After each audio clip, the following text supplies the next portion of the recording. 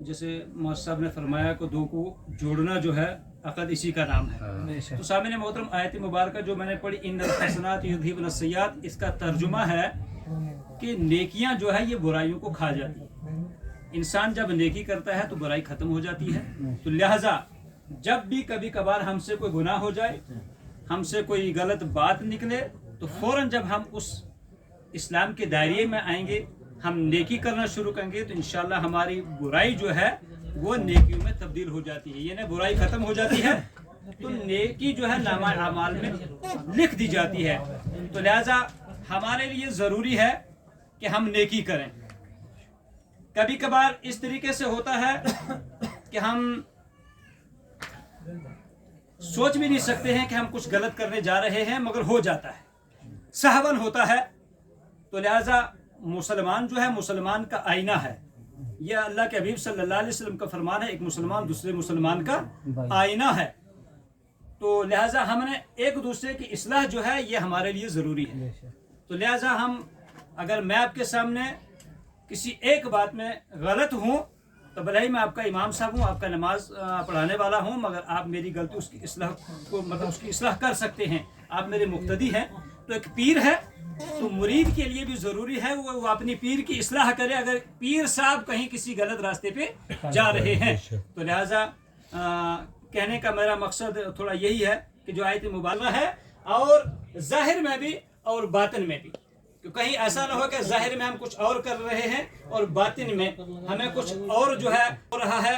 تو لہٰذا مسلمان ہیں، مسلمان جو ہے کلمہ پڑھ کے ہم نے بہت ساری چیزوں کے اوپر جو ہے عمل کرنا ہے. ایمان کیا چیز ہے؟ آمنت باللہ، میں ایمان لایا اللہ پر، پھر اس کی کتابوں پر، پھر اس کے رسولوں پر، پھر ملائکہ کے اوپر، پھر جو ہے اچھی بری تقدیر پر ہے، پھر مرنے کے بعد جی اٹھنے پر ہے. تو لہٰذا ہم سب کا یہ دنیا میں آنا یہ ہمیں اس لیے ہے کہ ہم دنیا میں رہ کر جو ہے آخرت کی تیاری کریں، کچھ ایسے کام کر جائیں کہ جو آگے جا کر ہمیں کام آئیں گے. کیونکہ ہم نے یہ دنیا جب چھوڑنی ہے ایک اور دنیا ہم نے بسانی ہے، وہ آخرت کی دنیا ہے. جب وہاں جائیں گے وہاں ہمیشگی ہے، وہاں کسی نے مرنا نہیں ہے، وہاں ہمیشہ ہمیں زندہ رہنا ہے. تو یہاں 4 دن کی زندگی میں اگر ہم اپنی زبان سے، اپنے پاؤں سے چل کر یا اپنے روب اور دبدبے سے اگر ہم کچھ غلط کر رہے ہیں تو لہٰذا بروز قیامت ہمیں اس کا حساب چکانا ہوگا. تو لہٰذا ہمیں ایسا رہنا ہے کہ ہم سے کوئی غلطی نہ ہو.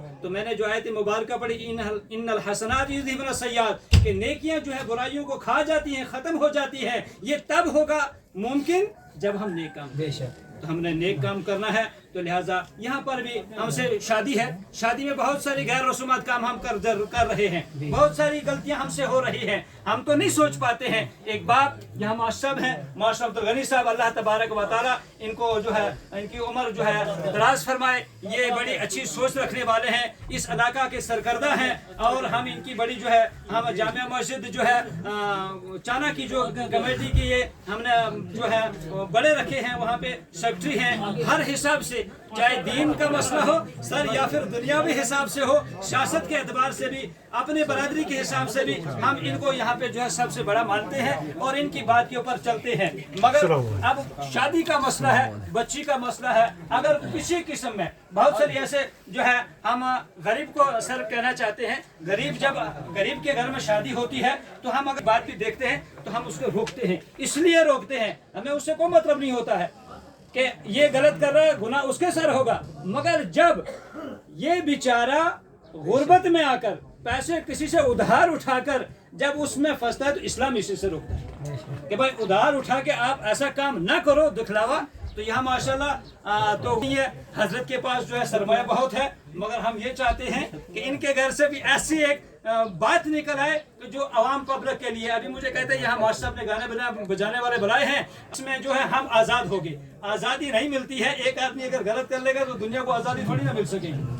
ہم مسلمان پھر بھی رہیں گے انشاءاللہ. ہم توبہ کریں گے، جو ہم سے غلطی ہوئی ہے توبہ کرنا جو ہے ان کا شعبہ ہے، مسلمان کے لیے جو ہے جائز ہے. اللہ کے حبیب صلی اللہ علیہ وسلم نے فرمایا میں دن میں 70 مرتبہ استغفار کرتا. اللہ کے حبیب صلی اللہ علیہ وسلم معصوم تھے، بے گناہ تھے، گناہ کا سوال نہیں تھا، مگر پھر بھی امت کی یاد کے لیے، امت کے ایک یاد کے لیے جو توبہ استغفار کرتے تھے کہ تاکہ میری امت جو ہے گناہ کر کے کہیں شرمسار نہ ہو، وہ توبہ کرے تو اللہ کی ذات جو اسے معاف فرمائے گی. اور فرمایا التائب من الذنب کمن لا ذنب لہ، کہ گناہوں سے توبہ استغفار کرنا جو ہے وہ ایسا گناہوں سے توبہ کرنے والا ہو جاتا ہے جیسے اس نے کبھی گناہ کیا ہی نہیں، مگر کرنا ہے سچے دل سے. تو لہٰذا ہم جو ہے ان رسومات کو جو ہے آہستہ آہستہ ختم کرنا چاہ رہے تھے.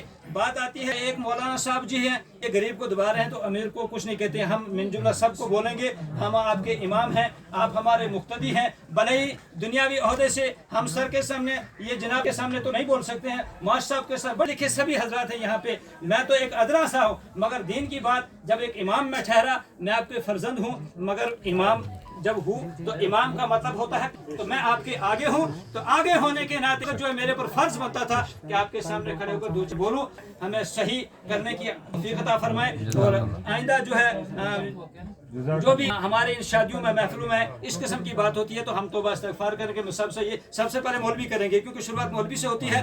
تو میں سب سے پہلے جو ہے اپنی جو یہ الفاظ جو میں نے اس وقت بھی بولے ہیں ان میں بھی ہو سکتا ہے مجھ سے کوئی غلطی ہو تو میں پہلے جو ہے معذرت خواہ ہوں، توبہ استغفار کرتا ہوں کہ اللہ تبارک و تعالیٰ مجھے جو ہے صحیح بولنے کی پہلے توفیق عطا فرمائے. اور ہم سب استغفار کرتے ہیں.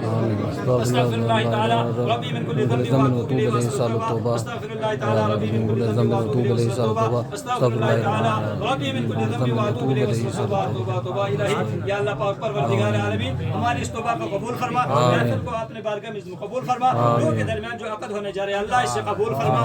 السلام علیکم ورحمۃ اللہ.